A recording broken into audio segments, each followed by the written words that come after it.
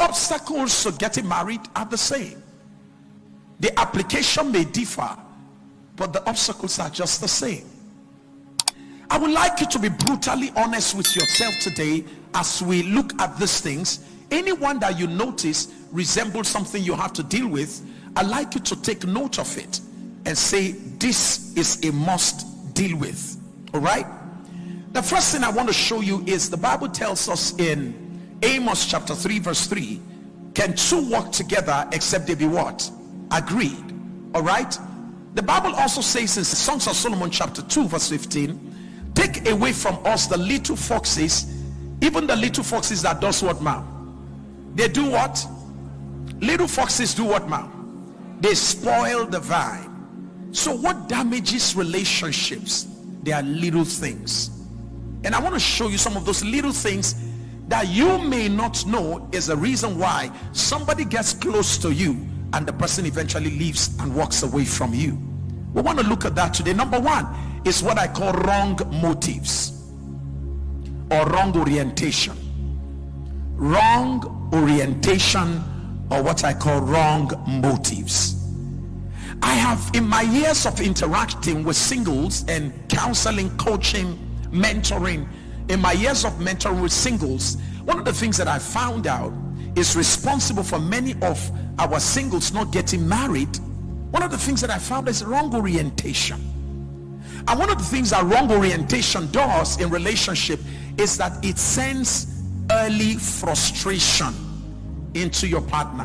When the expression of wrong orientation begins to find its way through your interaction, what that does is that it begins to breed frustration, and so the person begins to make judgments like, if I never marry this one and I'm seeing all of this, what is the key? Run. And that's why now you are calling, the person is not picking the phone anymore. That's why now you just can't explain, what did I do wrong? You can't tell what you did wrong. And in reality, there isn't anything, if we're to look at physically, that you did wrong. What you don't know is that you were expressing wrong orientation through interaction that was generating frustration. Are you getting what I'm saying now? And I'm going to start sharing with you some of those wrong orientations. For example, the perspective that the person I'm marrying will complete my life. Don't go into marriage looking for someone to complete you. Go into marriage complete. Go into marriage what? Complete. Number two, it's a wrong orientation for you to assume that getting married to somebody or getting into a relationship with somebody will take away loneliness. Relationship is not the cure for loneliness. You can frustrate somebody in your life, the person God has sent to marry you. You can frustrate the person out of your life by trying to make the person cure your loneliness.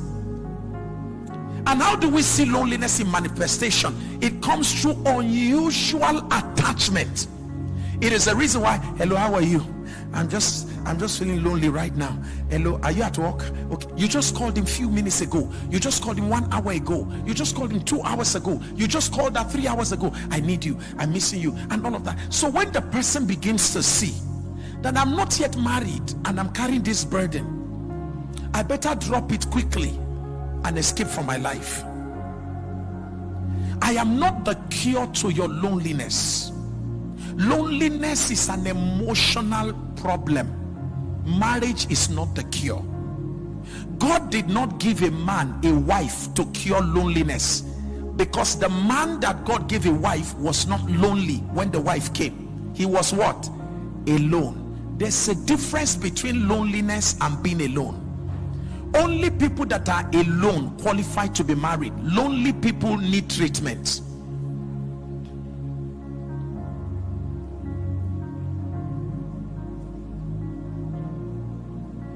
Loneliness is a negative emotional state.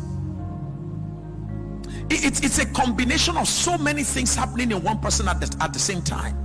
Loneliness usually normally happens to people who are dealing with cases of rejection, abandonment, people who are having wounded emotions. All of that put together, nestled, can create a feeling of loneliness. So you can be married and be lonely. You can be in a relationship with the most caring woman and man and still be lonely. That is why relationship is not the cure for what? For loneliness. In actual fact, if you are very smart, deal with loneliness issue before your divine partner comes.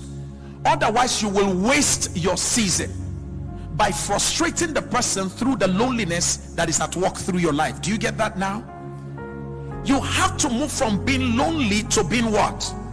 Alone. It is not good that a man should be what?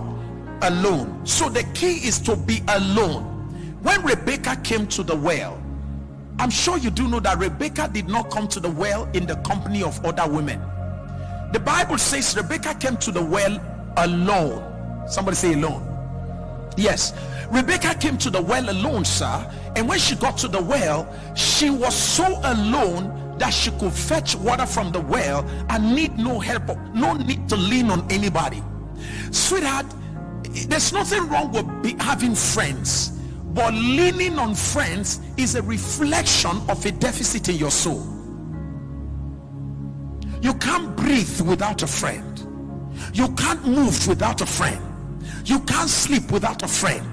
You can't go out without a friend. No, check the women that got married in the Bible. They were women who were friendly, but at the same time had the capacity to exist how? Alone. Am I already opening your eyes to some things here? No, tell me, am I helping you already? See, this is the point. So what attracted me, ma'am, what really attracted me to my wife, now because I know, please write this down, responsible people like to marry people who are alone. Highly responsible people like to marry people who are alone. Friendly but alone.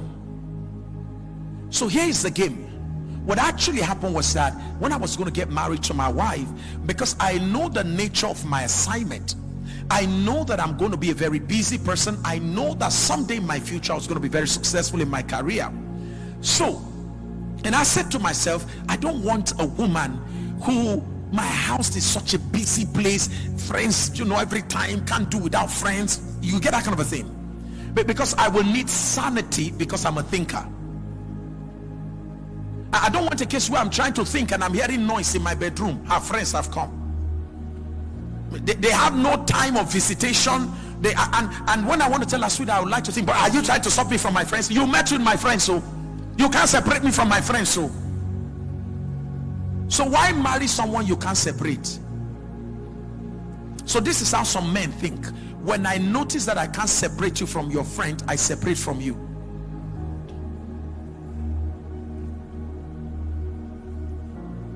And please, when I talk about separation here, I'm not talking about unholy separation. I'm saying be friendly, but can you please find a way in which you can stand in existence? You make your own choices. You make your own decisions. Not every little thing you have to call your friends. Oh, sorry, my husband is talking about our trip to Dubai. What do you think? Should I follow him? And then your husband is trying to make a decision with you, and then you say, sorry sister, I'm coming. You enter bathroom, you bring out your phone from your pocket. Sorry, it's me and my husband, we are talking now. I just used to say I'm coming to ease myself. Is this matter we are talking about? What do you think? What do you think I should tell him? You are not ready for marriage if you are not alone. Aloneness is a state of emotional wholeness, whereby you exist as an individual with the right to self-determination and self-actualization, meaning you can make choices and you are not subjecting them to other people's approval, meaning that you can exist in a day without calling anybody to be all right. Are you getting what I'm saying here? To be alone. God looked at Adam. Please, Adam was not sick when God said he needs a wife, God saw that the guy was enjoying himself by himself, with himself, in himself. God said no, no, no, no, no, because the whole arrangement of heaven is to make sure that there is a state of interdependence, meaning there is always a situation whereby we relate with one another. So God says, I will create a woman who will become a helpmeet for him, meaning where he ends, she begins. She comes around not because he's not complete, she comes to make up for whatever is left in his own life. So marriage is not the cure for loneliness. It is the reason why you will be married and you will still be what? And the loneliness in marriage is worse than the loneliness in singlehood. You know, during the loneliness of singlehood, without children, when you feel lonely, you can go and sleep in your friend's house, right? You can go to the club and just club all night, right? You can go drink, go smoke, go do all kinds of crazy stuff. But marriage cuts all of that up away, making your loneliness to become compounded.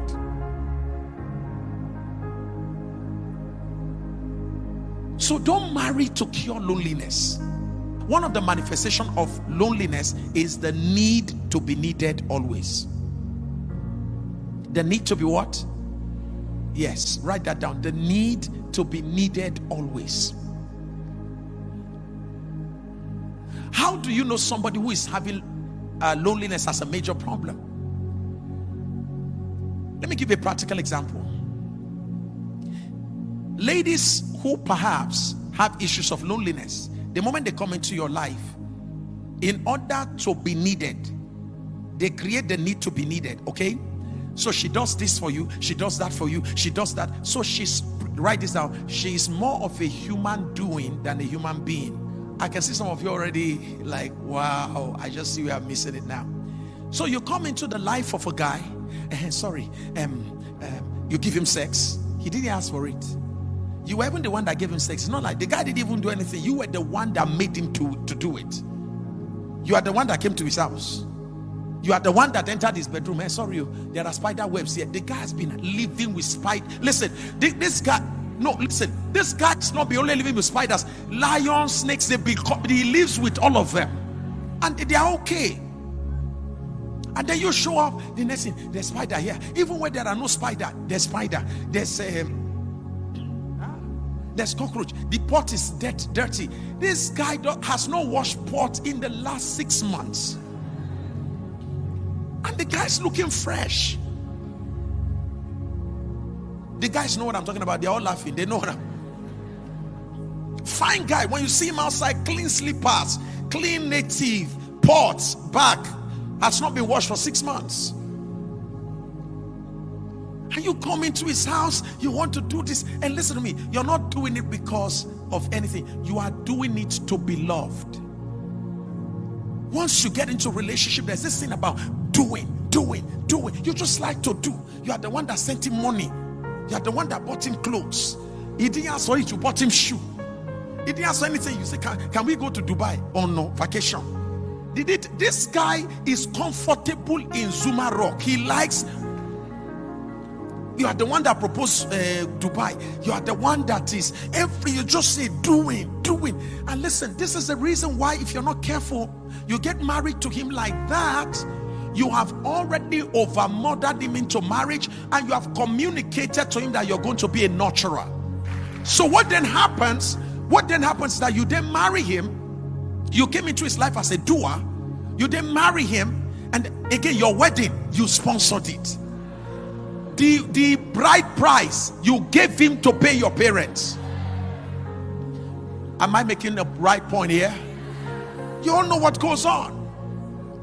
That is how desperate you are. That is how lonely you are. You don't know all these are the manifestation of what?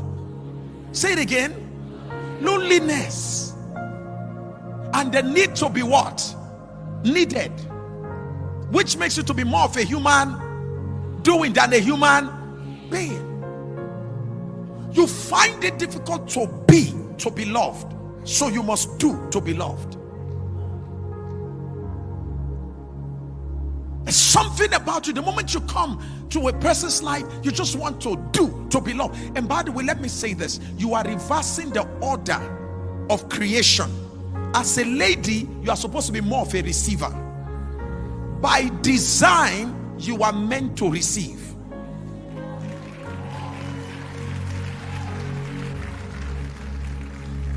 Are you getting what I'm saying here?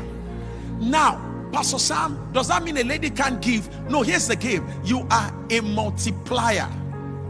So what happens is that when you meet with a real man, the true manifestation of a real man is that a real man is a giver. That is why the woman is created to be a restrainer. Oh God.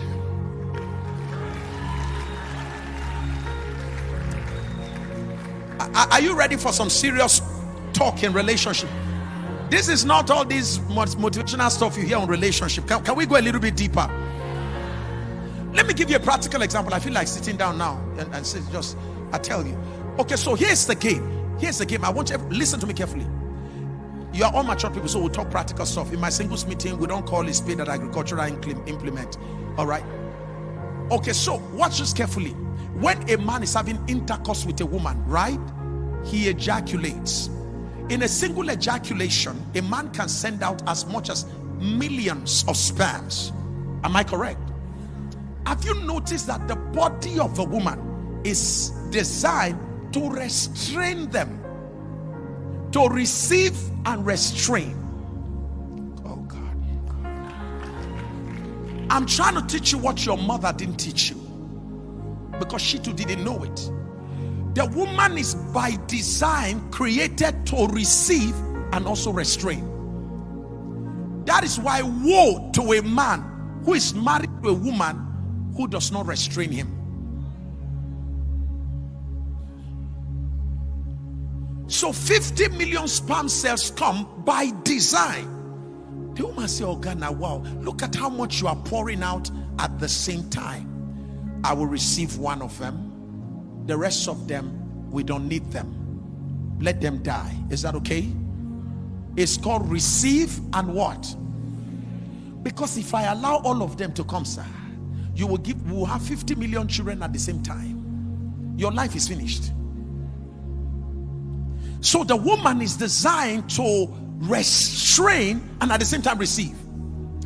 That which the woman receives, when she's to give it back to the man, it comes back more than what the man gave. He gave her a seed, she gave him a son. Are you getting what I'm saying? What he gave, he didn't even see because it was so insignificant. What is the proof that he's with a woman? What comes back to him is so visible and it is undeniable. So when you meet a woman that is designed for you, guys, take note. How do you know a woman that is yours? She receives and restrains.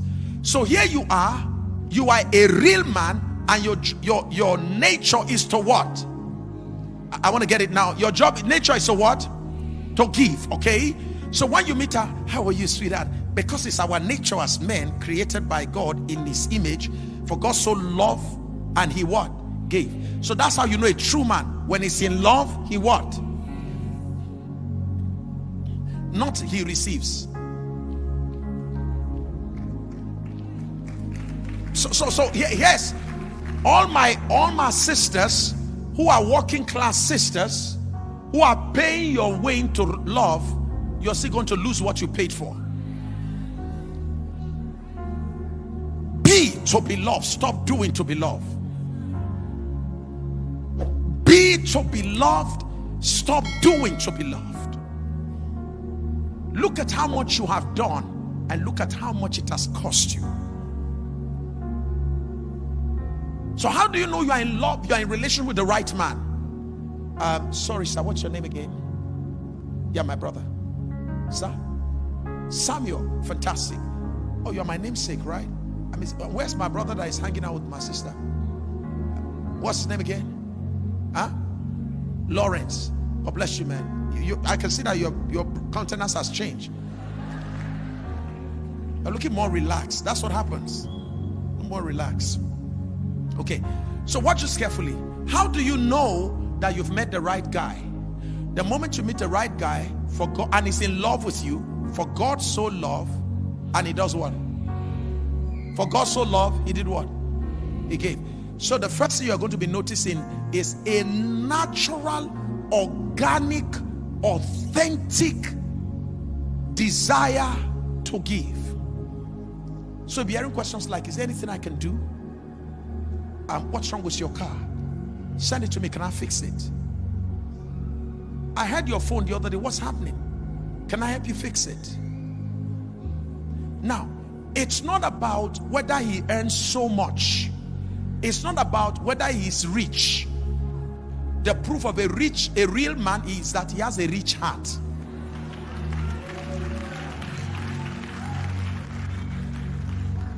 This is how a man who has a rich heart talks when he doesn't have a rich hand.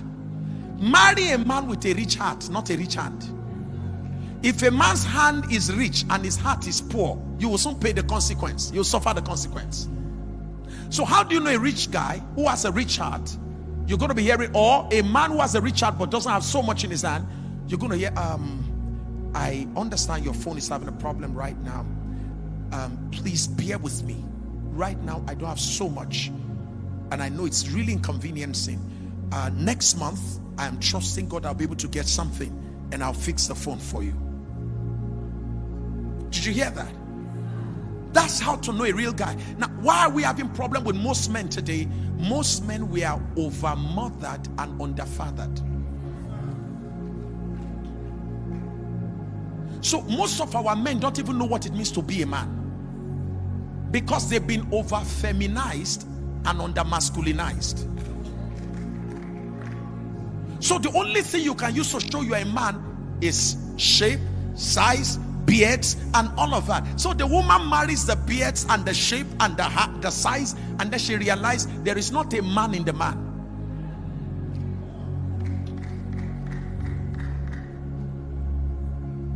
So all my sons in the Lord here, all of you the men, the proof that you have come and you are going to be mentored by me is that you are going to start ascending into the true definition of who a man is.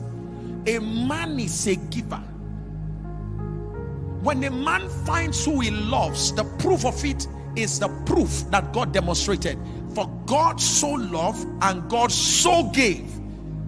I'm not saying the man gives accidentally, sir. He so gives. And the nature of the giving of a true man who is in love is that you are willing to give your very best. Are you getting what I'm saying here? How do you now know a wife material? Like that brother said, how do you know a wife material? A wife material does not use her 10 fingers to eat. So even though the guy has so much to give, a real wife material says, sweetheart, thank you so very much. What you gave me yesterday is okay. By the way, how are you managing your money? Is that okay? We can't be spending everything. Huh? Okay, I think we should go to Hilton today to go and eat. And she's going to say to him, sweetheart, calm down. Let's go to Amala joint. We don't need to waste that money at the Hilton. Does it mean she doesn't want to enjoy? No, she understands the concept of pay now and play later than play now and pay later. She can receive, and at the same time she can what? All women can receive through wives restrain. So how do you know your wife among the women? You can't know a wife by the one who receives, because all women do what? But real women have the capacity to what, sir? To say, listen. Yes, we have all the money, Pastor. Pastor Sunday will remember Callistus, one of our young men. 12 years ago, Callistus was going to get married in Abuja here. We were using our smaller church then. And he was getting married to a lady from Canada. And we were told she was a millionaire. So we're waiting for a millionaire's wedding. So when they came, they said they wanted to see me. I said, yes, you're welcome. They said, Pastor, we only need 24 people at our wedding. I said,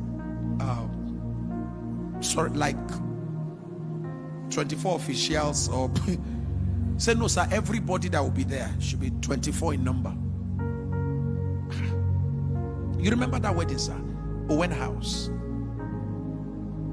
Then on the wedding day, I said, let me come and see this mystery myself. We're there. They kept to the number.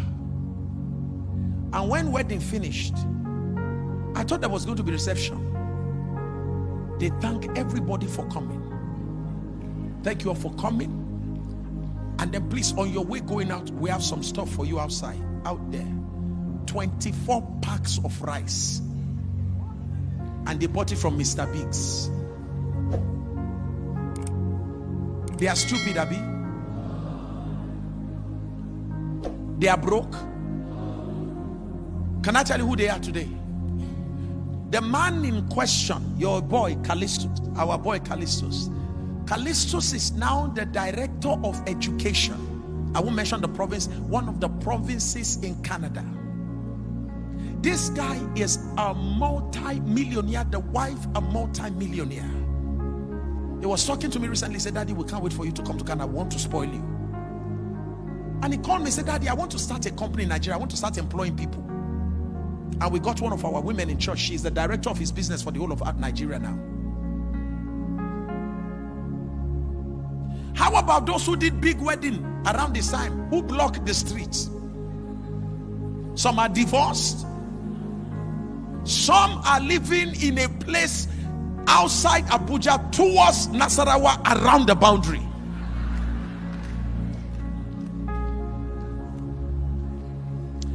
Why are you here as a woman? We want to retrain you to be a wife. You are too much a girl. And the Bible says, he that finds a wife, not he that finds a girl. You are old in age, but still a girl in your thinking.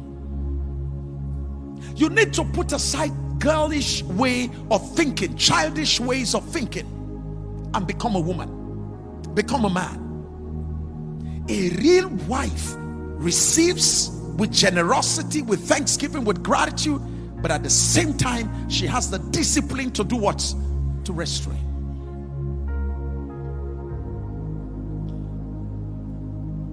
Marriage is not a place where you impress people in the beginning and you are depressed in the end.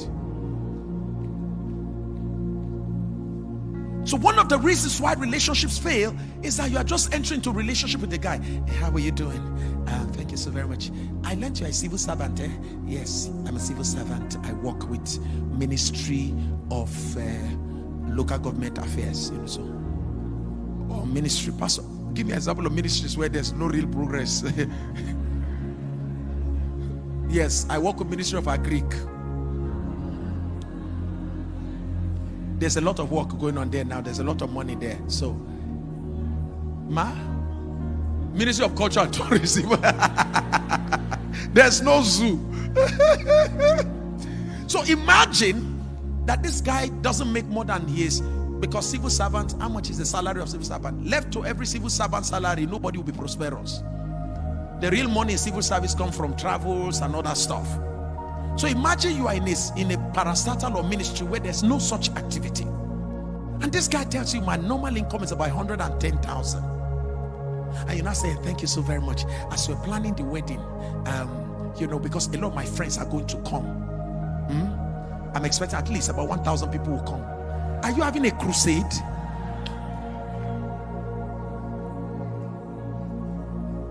Is it a conference or a wedding?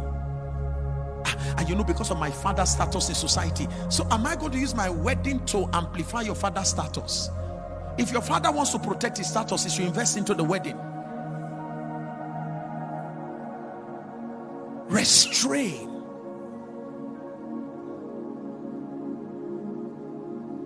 Restrain. restrain. But when the guy begins to notice, so because of my parents, we have to do something very classy. Do you understand that? So I'm thinking that we're going to use the Hilton, the banquet hall of the Hilton Hotel. And by the way, because at the Hilton, you don't cook. So we're going to pay them, and we're bringing 1,000 people. So the guy is seeing your mouth moving. And then the guy said, okay, so all this bill is for who? No, if you're not ready, then you now make such stupid statements like, see, if you're not ready for marriage, there's no point to. Then 2 weeks later, he's not picking your call. What is wrong with him? Pastor, pray for me. Pastor, pray. A witch has taken over. The witch didn't take him over. You drove him away. Foolishness. Foolishness. Start small and grow tall. Plan that you will have a wedding anniversary that can now be titled the wedding we never had. By that time, the marriage is already agidibashos on the ground. One of the men in the United Kingdom, when himself and his wife started, they did their wedding in a very simple way. Few guests, and they paid whatever little they could do. And they told themselves, in our 10th year wedding anniversary, we will do what we couldn't do now. 10th year wedding anniversary, they blocked London. They took what the Queen uses in London, they paid for it. Because by this time, they are multi-millionaires in the United Kingdom. A true wife is a restrainer. We had a young couple come to visit us yesterday, and my wife was telling them about our early days, how I would go and do training, and when I come back, I would drop. From the beginning, we maintain financial transparency in the family, so no hiding of money. So I would drop the money I make on the table, and my wife will carry from the money, put like 2,000 or 3,000 inside my purse. She will take the one for the house, a little of it, and she will carry the rest and say, sweetheart, tomorrow morning you're going to the bank, go and keep the rest. So that was how we started saving, little by little. I would tell my wife, I want to buy her this. She says, sweetheart, no be now. No be now. No be now. No be now. Sir, she was able to restrain me. When our church moved here, we stayed in 1 3-bedroom flat in Efab Estate for 11 years. When I had the opportunity and the privilege to afford anything I could have afforded. I want to buy a car. My wife will look at me and say, sorry, are you going to be living inside the boot?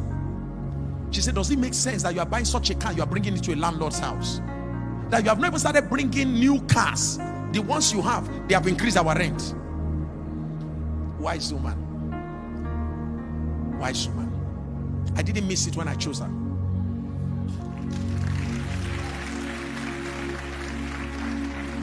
I didn't miss it.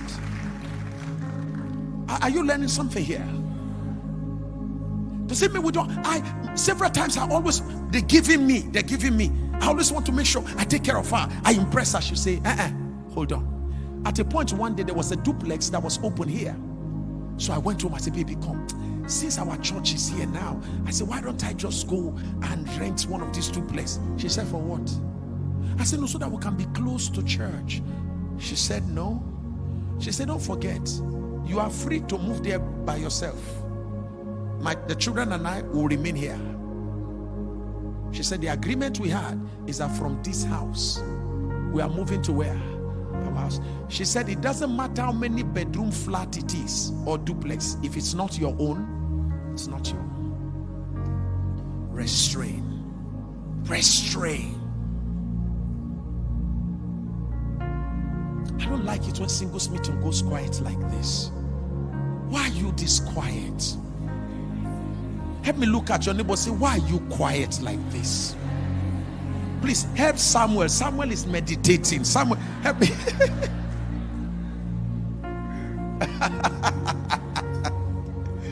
So much is happening here today. How amazing, God. I'm trying to show you why some of you have lost it. You don't know why the guy left. You don't know why the girl left. For you, the brothers, you are not liberal, you are not open-handed. At your age, you are asking a woman for a recharge card. Now, I'm not saying accidentally. I'm not saying that you were in a desperate situation you couldn't buy. I'm saying, good morning. How are you? Sir, you invested the baritone voice to beg. So it's a matter of concern. Even your ancestors are concerned. You took the weight of your masculinity. How are you? You are fine? Wonderful. I say I should just call you. You've not sent me recharge this morning. I literally can see your great-grandfather, your great-great-grandfather. I can see them all weeping. That this is not the version of grandson we want to have. You mean you confidently, not that there is a problem, you confidently will enter a lady's car and you'll be driving around town giving people impression that is your own.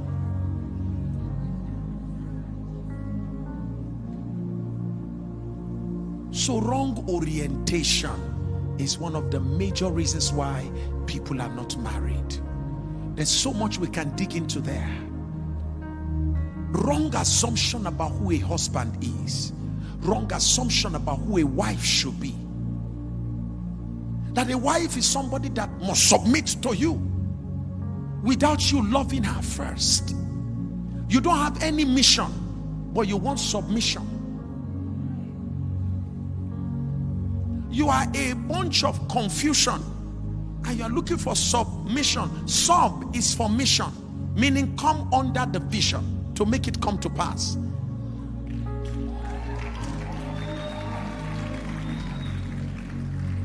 So you are saying you are not submission. You are not. You even forgot that you are not submitting. You are not submission. You are not. Hello, sir. It's not you are not submission. You are not submitting. So.